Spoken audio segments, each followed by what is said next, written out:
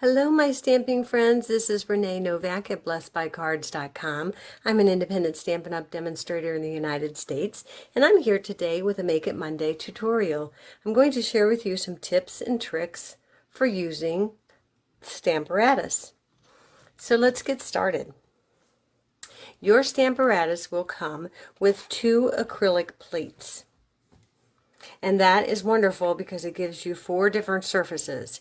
If you put stamps on both sides, like I have done here, one on this side and one on this side, and you do that to both plates, that will give you 4 stamping surfaces. Now your Stamparatus goes into the hinges, one on the top and one on the side. But one thing you should be aware of is you should never close them up and store them together while they're in the hinges. You run the risk of damaging your Stamparatus or the plates, and you want your positioning tool to be accurate. So what I like to do is lay one of my acrylic plates down on the black mat that comes with the Stamparatus. And then I purchased a silicone mat, and I will link that link below in the comments, but I purchased this and I dedicate it specifically for my Stamparatus so that I can use it while I have this tool out. And then I store it by placing one of the plates on the black foam mat that comes with the Stamparatus, and then I sandwich in the silicone mat, and then I put my second plate on top, and that allows me to store my Stamparatus plates securely and safely. Okay, so this next thing that comes is 2 magnets, and they are very strong. So be aware that these are extremely strong, and they will, if they snap together too quickly, they can break. So what I have done is I have wrapped mine with some painter's tape, and then I like to have a little tail on mine so it's easier to hold.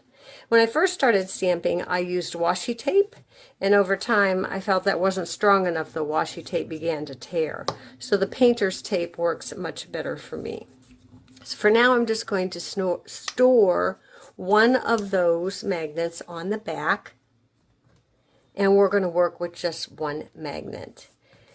I mentioned that the Stamparatus comes with this black foam mat. Do not throw this away. It is very important. You're going to need to use this when you're working with photopalmer stamps. Those are the clear acrylic kind of stamps, and you're going to need that to give it a little height. You remove the black mat when you're using the cling mount or the red rubber stamps. So another tip for you would be, I sometimes feel like I need a little shim, and my images either just aren't working out or they're not dark enough, and so when I need a shim, I just grab my silicone mat, and then I have the shim that I need. Now, when I'm using a larger piece of paper, I typically do not use the magnet. You can use it if you want. I tend to use the magnet when I have smaller stamped images because the magnet doesn't get in the way. So basically for stamping, you just ink it up, and of course you're going to position your stamp in whatever place you want ahead of time, and then you just ink it up and then lightly press down.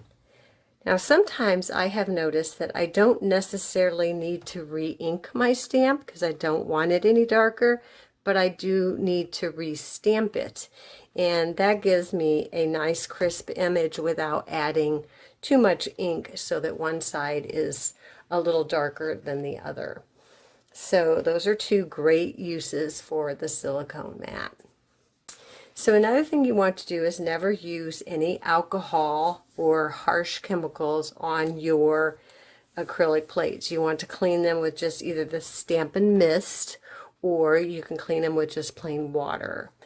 One of the things I did, because I found it so much easier for me, was I took one of my chamois and I cut it into 4 pieces. Because I felt like sometimes the chamois is just awkward when I'm trying to clean off my stamps. And this way, it is a smaller version, and it still gives you this great clean that this chamois gives you, but it's easier for me to pick up and to clean off the stamp. When you're using the rubber, red rubber, or the cling mount, you have this nice grid that's built into the Stamparatus. However, when you're using the clear, the photopalmer, it goes away. So what I did was I cut several pieces of our grid paper and then put it there, and that actually not only helps to be a little bit of a shim, but it gives you the grid so you can line up your images. Now, another tip for you too is that I laminated mine, and I use 3mm laminating sheets, and I just use the Scotch laminator. It's like a up to 9 inches. You can use the chamois to clean off your grid paper because you've already laminated it. So if you get any kind of ink whatsoever on it when you're stamping, it cleans right off. So I'm going to bring back in that happy, and I'm going to share with you something called hinge stamping. And hinge stamping is, if you'll see on these, on the side, we stick the Stamparatus right in that hinge. So you can use that to your advantage for hinge stamping, and I'm sure you've seen many videos on the internet about hinge stamping, but I'm going to just briefly show you. If you pick it up and you come down to the next hinge and stamp,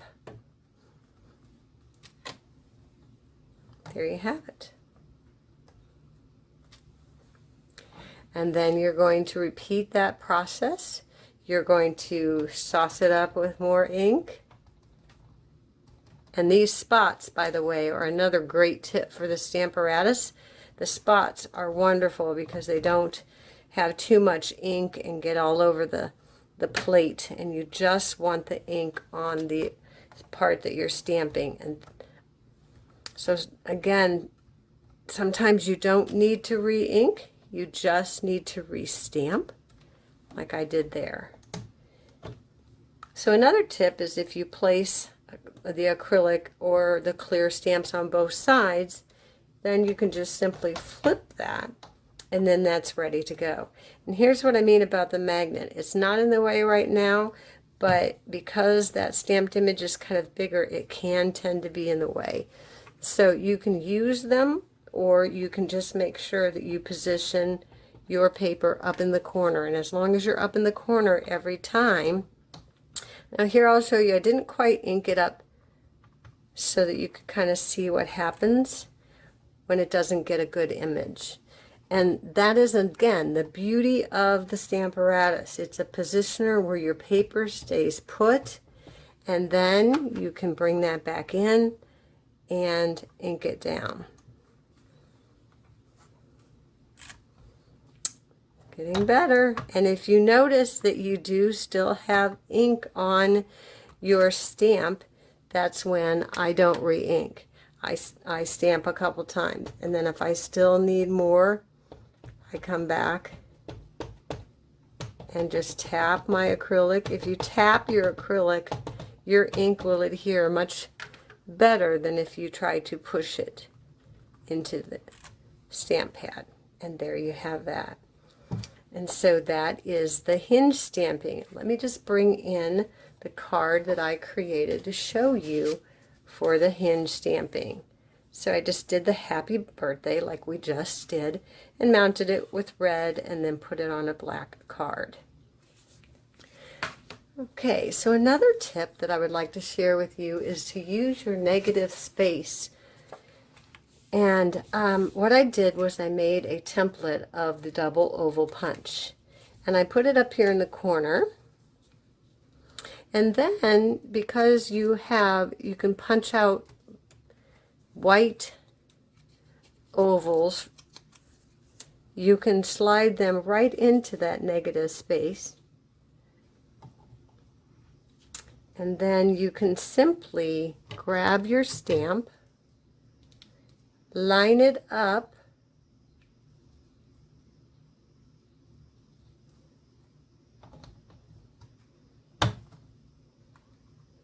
pick it up. So you put your negative in there, and then I'm just going to grab some black ink